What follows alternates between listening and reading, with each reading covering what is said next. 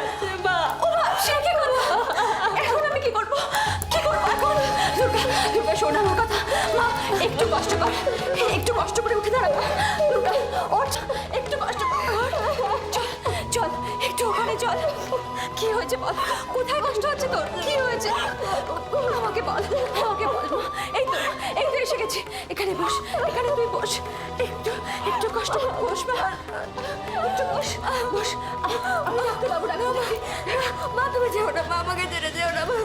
মা, ডাক্তারবাবুকে থেকে কিচ্ছু হবে না মা। ওরা সবাই মিলে ওকে কষ্ট দিচ্ছে। কাকে কষ্ট দিচ্ছে দুর্গা? ডাক্তারবাবু ওকে বাঁচাতে পারবে না। কার কথা বলছিস দুর্গা? তুই কার কথা বলছিস আমায় বল। ওই তো বাবু ওকে দেখতে পাচ্ছে, আমার চোখের সামনে দেখতে পাচ্ছে মা। ওকে সবাই মিলে দরজা বন্ধ করে একটা ঘরের মধ্যে আটকে রেখেছে মা। ও জোরে জোরে দরজা ধাক্কাচ্ছে, কেউ খুলছে না মা। দুর্গা মা, ও একা মা, ও পুরো একা মা। ও এত যন্ত্রণা, এত কষ্ট একা কি করে সহ্য করবে মা? দুর্গা, তুই কি বলছিস? আমি তো কিছুই বুঝতে পারছি না। আমি চোখের সামনে দেখতে পাচ্ছি মা, স্পষ্ট দেখতে পাচ্ছি। কি দেখতে পাচ্ছিস আমাকে বল মা, কি দেখতে পাচ্ছিস? একজন ছবি যাচ্ছে মা, তুলের টানে ছবি ফুটে উঠছে। তারপর সবাই ওকে টানতে টানতে নিয়ে যাচ্ছে মা। ও চিৎকার করছে, ও ছটফট করছে মা। তাও কেউ ওর কথা শুনছে না মা, কেউ ওর কথা শুনছে না। ওকে হিড় করে টানতে টানতে নিয়ে যাচ্ছে মা।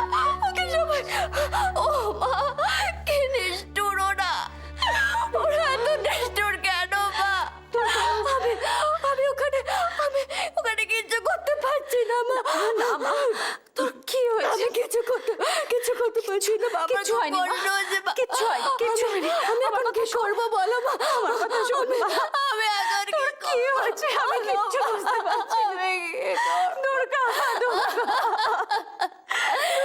আমি কি করবো? তোমরা কি করছো? ছোট্টা প্লিজ শান্ত হও। ছোট্টা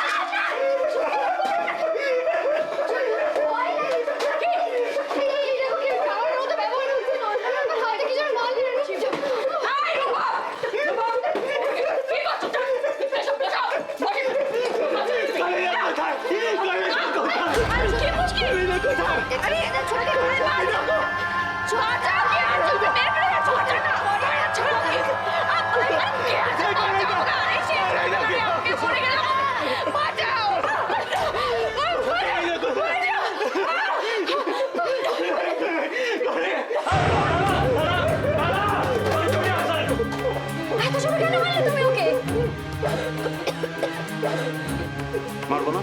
হ্যাঁ, একটা মহিলা আমার চোখের সামনে খুন হয়ে যাচ্ছে, তা দেখে আমি মারবো না? চুপ করে থাকবো? মোটেই না, ছোটকা মোটেই মাকে খুন করতে যাচ্ছিল না। ছোটকা শুধু জিজ্ঞেস করছিল যে কানাইদা কোথায়। এই, তুই আবার বেশি কথা বলছিস। হ্যাঁ, এটা জানতে চাওয়ার নমুনা। আমার গলায় 5 আঙুলের দাগ বসে দিয়েছে ছেলেটা।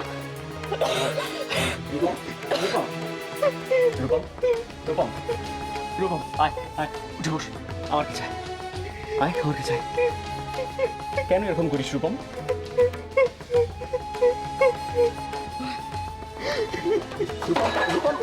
হ্যাঁ, জানিস না এরা শুধু তোকে শাস্তি দিতে পারবে, তোকে বোঝবার চেষ্টা কেউ করবে না, কেউ না। পাগলকে আমার বোঝা দিয়েছে, সেদিনের মতো একটা ঘুমের ইঞ্জেকশন পুশ করে দেবো। বাই, 1 মিনিটে সব। হ্যাঁ, দিন পুশ করে ভালো ইনজেকশন দাও।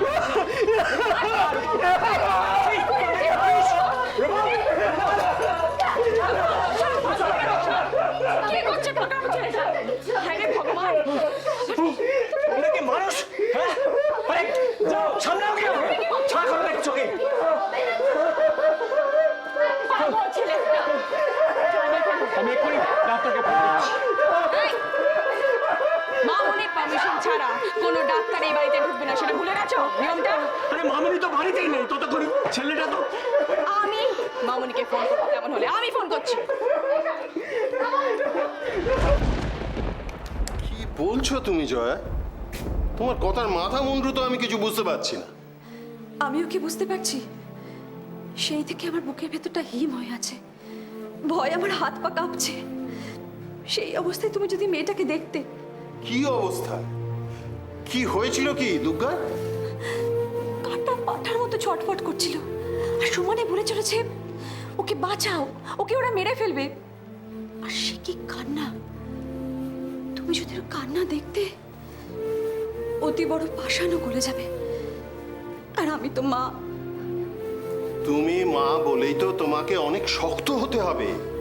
এত অল্পে অস্থির হয়ে পড়লে চলে? হ্যাঁ, আরে স্বপ্নে মেয়েটা কি না কি দেখেছে আর তাই নিয়ে তুমি। আরে কি না কি দেখেছে বললে চলবে? ছেলে মানুষ মেয়ে, ওর মনের উপর চাপ পড়বে না? সেই জন্যই তো বলছি, সারা দিন অবাস্তব সব গল্প শুনে শুনে ওর মাথার মধ্যে কেবল ওইগুলো ঘোরে, বোঝো না? আরে এ ওর মনের ভুল ছাড়া কিছু নয়। ওর ডাক্তারি ভাষায় এর একটা কি নামও আছে। না গো না, আমার মন মানছে না। যবে থেকে ওর বিয়ে ঠিক হয়েছে তবে থেকে এই মেয়েটা যেন কিরকম হয়ে গেছে। আমি বলি কি, দুর্গার যখন এত অনিচ্ছে, তুমি বরঞ্চ এখানে ওর বিয়েটা দিও না। তোমার কি মাথা খারাপ হয়ে গেছে? কি বলছো কি তুমি? এত দূর এগিয়ে শেষে ফিরে আসা যায়? এ কি ছেলে খেলা? কিন্তু ও যে বলছিল ঠাকুর মশাই বলেছেন। তুমিও এসব বাজগুবি কথা বিশ্বাস করো? একবার অন্তত ঠাকুর মশাইয়ের কাছে গেলে হতো না? উনি কি বলছেন সেটা নিজের কানে শুনে না হয়।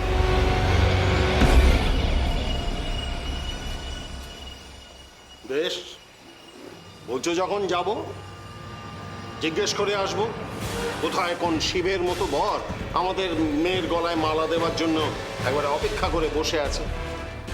তাই তোমার সঙ্গে না হয় আমিও যাবো, কেমন?